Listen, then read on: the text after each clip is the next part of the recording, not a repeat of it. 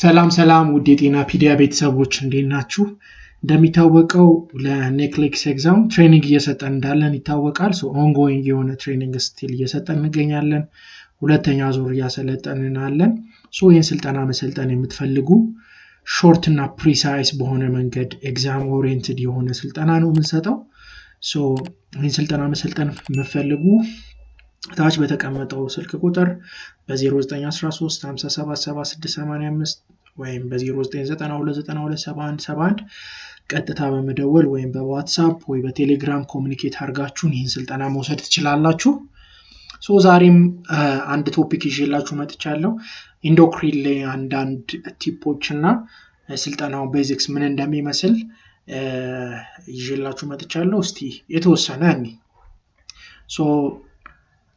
today's topic focus on NCLEX mastery on adult endocrine disorder. Introduction, what we have to know in the big picture of endocrine big picture ምንድነው ማወቅ ያለብን priority NCLEX concepts ምንድናቸው? The first one is about glucose regulation. glucose እንዴት regulate ይደረጋል ደሞስ የሚለውን እናያለን። hormone regulation and key systems that helps us both pathology ፓቶሎጂውን ላይ የሚረዳን በሽቶቹን easily understand አድርገን ሲምፕሊ እንዲገቡን የሚያደርገን ኢንዶክሪን ላይ የኔጌቲቭ ፊድባክ ሉፕ ሜካኒዝም እንዴት ነው የሚሰራው የሚለውን አንደርስታንድ ማድረግ ያስፈልጋል። and the master gland ይሄንን ኮንትሮል የሚያደርገው ስለ pituitary which is controlled by hypothalamus ስለሱም እናያለን። this is a big picture. in general ምናያቸው እነዚህ ነው hormone regulation እና glucose regulation and again key system physiology ላይ key system ስለ negative feedback loop በደንብ እንማራለን። negative feedback loop ምንድነው? as you see in this picture ሚዛን አለ። imbalance ሲኖር ለሪሴፕተሮች ሜሴጅ ይላካል። ሪሴፕተሮች ኮንትሮል ሴንተር ላይ hypothalamus or pituitary ላይ ኮንትሮል ሴንተር ላይ መልእክት ይዘው ይመጣሉ።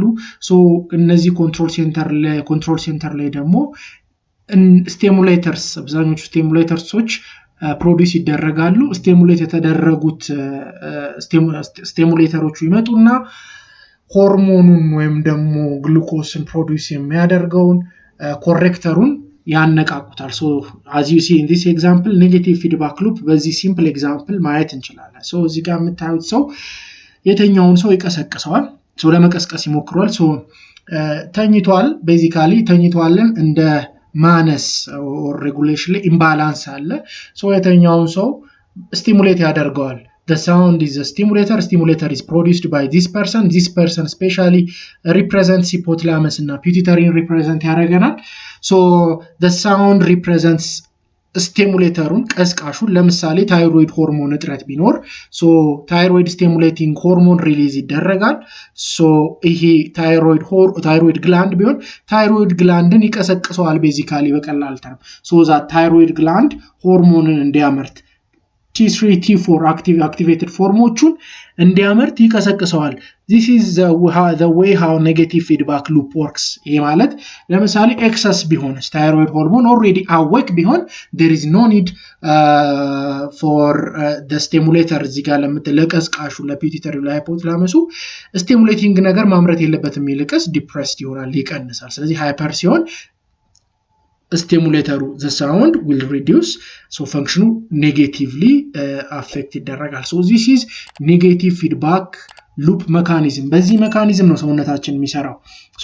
ፊዚዮሎጂካሊ ኖርማል ለመሆን አንዱ ሲያጠር አንዱ በስቶ አንዱ እንዳያዝ በዚህ ሜካኒዝም ሬጉሌት ይደረጋል። this is the key system. any problems disrupting this system will cause a disease.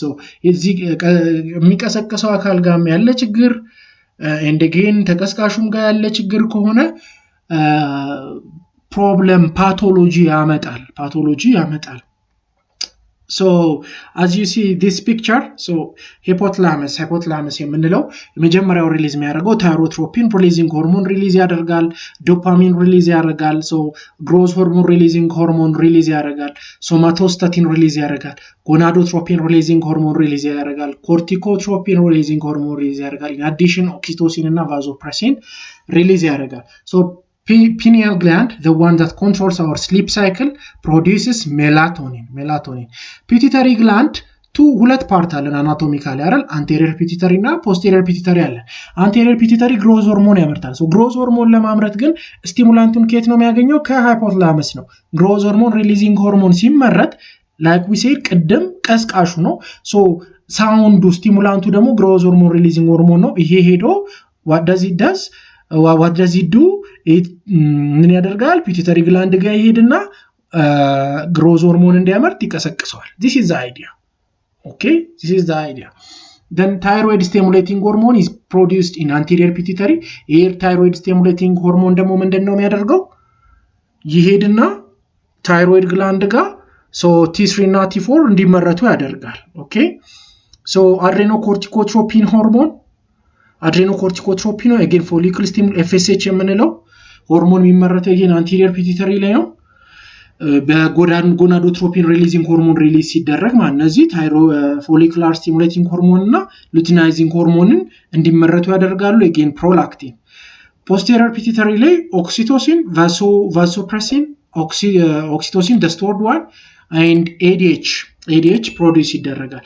intermediate pituitary የሚባል አለ, the one that produces melanocyte stimulating hormone ይመረታል እዚህ ጋር. melanocyte stimulating hormone again will stimulate the pineal gland to produce melatonin. So the endocrine system, quick review. Major glands and primary function ናቸውን ስናይ hypothalamus, it controls the pituitary ብለናል, and it regulates temperature, sleep and appetite. In the pituitary or master gland ምንለው growth hormone, thyroid stimulating hormone, adrenocorticotropin hormone, ADH and oxytocin both in anterior and posterior pituitary ላይ ይመረታሉ። thyroid T3 እና T4 again calcitonin በማምረት parathyroid calcium and phosphorusን ኮንትሮል ያደርጋል። adrenal ላይ ስንሄድ adrenal gland የሚገኘው anatomically just above the kidneys, both right and left kidney ጋር ይገኛል። structurally cortex እና ሜዱላ አለው። ሴንትራል ፓርቱ ሜዱላው ነው። ሜዱላው የሚያመርተው ኤፒኔፍሪን እና ኖርኤፒኔፍሪን ፍላይት ኦር ፋይት ሆርሞን የምንላቸውን ያመርታል። ኮርቴክስ ኮርቲሶል ያመርታል። ሶስት ፓርት አለው። እሱም አልዶስትሮን ያመርታል፣ again አንድሮጅን ያመርታል። pancreas again will produce insulin እና glucagon ያመርታል። the gonads will produce sex hormones. So there are different diagnostic tests የምንጠቀማቸው. Especially when it comes to NCLEX exam, we have to know the purpose of stimulation and suppression tests. So stimulation tests is given when there is hypofunction, suspect ሲደረግ hypoproduction, ለምሳሌ hypothyroidism suspect ሲደረግ stimulation test ይሰጣል። So what we do is we administer the hormone to see if the target gland responds. If there is no response or if there is no rise in the hormone, hypofunction አለው ማለት ነው። suppression test, it's given when hyperfunction is suspected. So we administer an agent to see if it suppresses the hormone production. If there is no suppression, it's hyperfunction. We will see detail on the study. We will have a detailed description on suppression and stimulation test. So key thyroid diagnostic tests include TSH, so it's the best initial test. So it's high in primary hypothyroidism and low in hyperthyroidism. T3, T4, it's high in hyperthyroidism and low in hypothyroidism. So the other one is radioactive iodine uptake. What it does is it measures thyroid activity. Thyroid activity measure የሚያደርግልን radioactive iodine uptake, radioactive iodine uptake የሚባል ቴስት ነው። The other one is about thyroid scan. So we have different scans using CT scan ሊሆን ይችላል or ultrasound scan እናደርጋለን. So it identifies the nodules. Nursing priority, especially in radioactive iodine uptake, we have to teach about NPO status and stopping thyroid med or iodine supplement should be as directed by the physician. So patient education, client education is necessary.